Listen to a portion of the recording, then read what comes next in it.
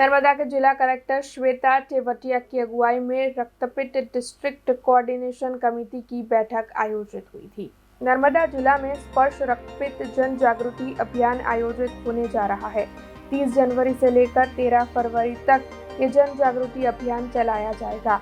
तब नर्मदा जिला कलेक्टर श्वेता टेवटिया की अगुवाई में रक्तपित्त डिस्ट्रिक्ट कोऑर्डिनेशन कमेटी की बैठक आयोजित हुई थी, जिस दौरान मुख्य जिला आरोग्य अधिकारी डॉक्टर जनक कुमार माढक समेत के अग्रणी मौजूद रहे थे।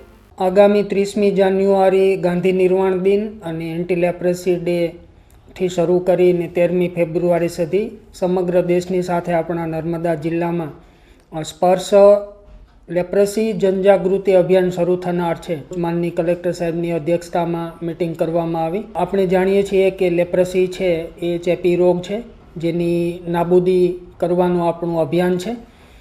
એ અંગે આપણે કોઈપણ જાતના એના વિશેના જે ભેદભાવો છે એ મિટાવીએ।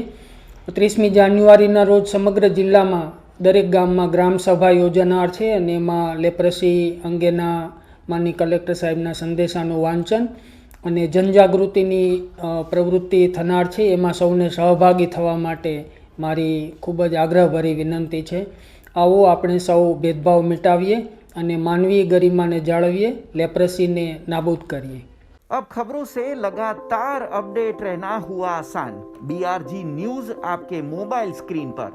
आज ही BRG न्यूज की mobile app Google play store और ऐप स्टोर से डाउनलोड करें और खबरों से लगातार जुड़े रहें।